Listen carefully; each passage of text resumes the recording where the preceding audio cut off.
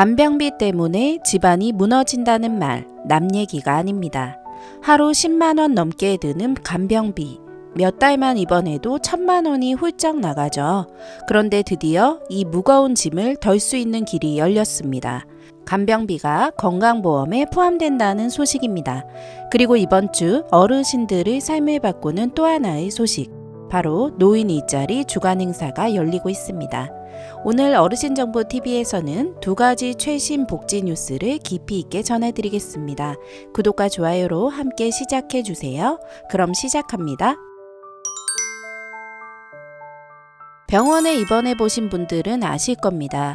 입원비와 검사비, 약값도 부담이지만 정작 가족을 무너뜨리는 건 따로 있습니다. 바로 간병비입니다. 환자는 누워있는 동안 끊임없는 돌봄이 필요합니다. 밥을 먹고 물을 마시고 대소변을 처리하고 체위를 바꿔주고 갑작스러운 상황에도 대응해야 합니다. 간호사가 있지만 한 병동에 수십 명의 환자가 있기 때문에 한 명을 집중적으로 돌보기는 어렵습니다. 결국 가족이 직접 간병을 하거나 전문 간병인을 고용해야 합니다. 그런데 현재 간병비는 건강보험이 적용되지 않는 비급여 항목입니다. 하루 10만 원에서 15만 원이 들고 한 달이면 300만 원에서 400만 원이 훌쩍 넘습니다.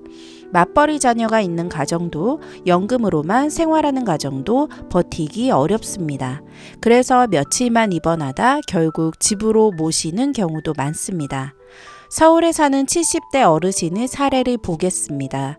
뇌졸중으로 2달간 입원했는데 남편도 고령이라 간병이 불가능해 간병인을 썼습니다. 한 달 330만 원, 2달 만에 660만 원이 들었습니다. 치료비까지 합치니 1,000만 원이 넘었습니다. 자녀들은 직장을 다니느라 교대로 돌볼 수도 없었고 결국 대출을 받아 감당했습니다. 이런 현실은 특별한 이야기가 아니라 많은 가정에서 벌어지는 일입니다. 우리나라 건강보험은 세계적으로도 인정받지만 주로 진료, 수술, 약값 같은 직접적인 치료 행위만 보장했습니다. 간병은 치료가 아닌 생활돌봄이라는 이유로 제외되어 왔습니다. 또 고령화 속도가 빠르다 보니 정부 재정이 이를 감당할 수 있을까 하는 우려도 있었습니다. 그래서 수십 년 동안 간병비는 비급여 상태로 남아 있었습니다. 하지만 이제 변화가 시작됩니다. 정부가 내년 하반기부터 간병비를 건강보험 급여 항목에 포함하기로 했습니다. 앞으로는 환자가 간병비의 30%만 부담하면 됩니다. 나머지 70%는 건강보험과 국가재정이 지원합니다. 정부는 2030년까지 총 6조 5천억 원을 투입해 제도를 안착시키겠다고 밝혔습니다. 하루 10만 원 하던 간병비가 3만 원으로 한 달 300만 원이던 부담은 90만 원으로 내려갑니다. 이 제도가 시행되면 부모님이 입원하시더라도 경제적 이유로 치료를 포기하는 일이 줄어듭니다. 맞벌이 가정에서 직장을 그만두지 않아도 되고 환자 본인도 전문 간병인을 고용해 돌봄의 질이 올라갑니다. 장기적으로는 돌봄 부족으로 병이 악화돼 더 큰 치료비가 드는 악순환도 줄일 수 있습니다. 부모님을 간병하느라 경력이 단절되던 자녀 세대도 이제는 더 이상 같은 고통을 겪지 않아도 됩니다. 가족이 함께할 수 있는 시간이 늘어나고 환자 본인도 더 안정된 환경에서 치료받을 수 있습니다. 물론 과제도 있습니다. 간병 수요가 늘어나면 인력이 부족해질 수 있습니다. 제도 시행 초기에는 서비스 질이 떨어지지 않도록 간병 인력 양성과 관리가 필요합니다. 또 예상보다 고령화가 더 빠르게 진행되면 재정 부담이 커질 수 있습니다. 서비스 품질을 꾸준히 평가하고 보완하는 제도도 함께 마련해야 합니다. 하지만 이번 변화는 단순한 비용 절감이 아닙니다. 가족의 삶을 지켜주는 안전망이 될 수 있습니다. 그동안 간병비 때문에 집안이 무너진다는 말이 나올 정도로 많은 가정이 고통받았는데요. 이제는 그 고통을 줄일 수 있는 길이 열린 것입니다. 이번 주에는 또 다른 반가운 소식이 있습니다.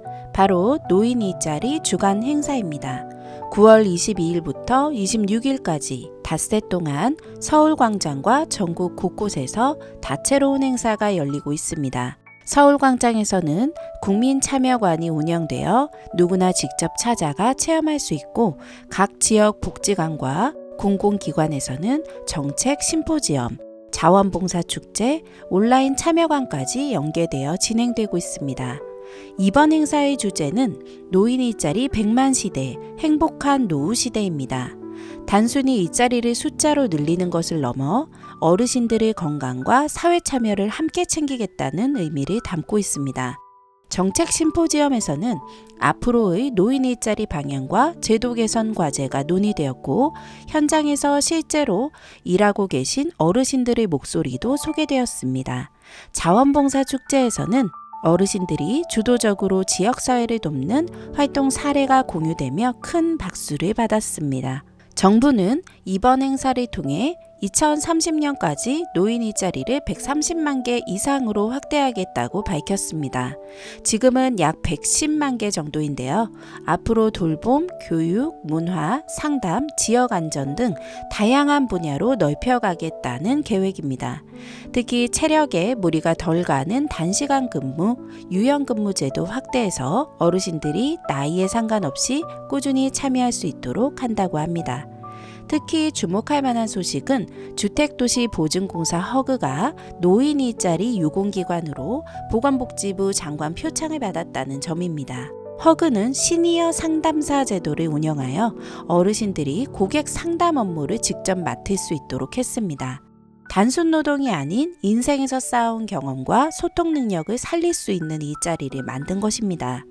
이런 사례는 앞으로 노인 일자리가 단순히 생활비를 위한 수단을 넘어서 사회 속에서 자신의 가치를 발휘하는 기회가 될 수 있음을 보여줍니다.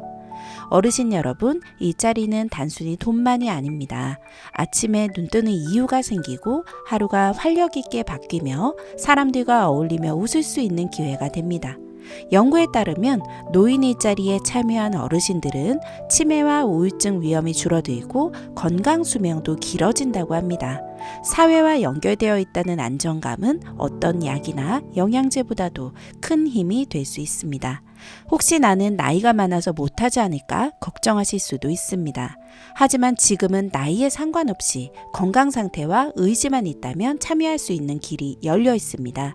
상담, 돌봄, 교육, 문화활동, 안전지킴이까지 어르신들의 장점을 살릴 수 있는 일이 점점 많아지고 있습니다. 오늘은 어르신 복지와 관련된 최신 소식 2가지를 전해드렸습니다. 첫째는 간병비 급여화 추진입니다. 지금까지 하루 10만원, 한 달이면 수백만원씩 들어가던 간병비가 내년 하반기부터 건강보험에 포함되어 환자는 30%만 부담하고 나머지는 국가와 건강보험이 지원하게 됩니다. 한 달 300만원이던 부담이 90만원으로 줄어드는 가족에게는 정말 큰 변화입니다. 둘째는 노인 일자리 주간 행사입니다. 9월 22일부터 26일까지 전국에서 열리고 있으며 정부는 2030년까지 노인 일자리를 130만 개 이상으로 확대하겠다고 발표했습니다. 오늘 전해드린 2가지 소식은 모두 남의 이야기가 아닙니다. 부모님, 이웃 어르신, 그리고 언젠가 우리 자신에게 직접 다가올 변화입니다. 앞으로 구체적인 시행 방법과 신청 절차가 나오면 저희 어르신정보TV가 가장 알기 쉽게 풀어드리겠습니다. 구독과 좋아요로 매일 필요한 정보 챙기시고 늘 건강과 행복이 함께 하시길 바랍니다.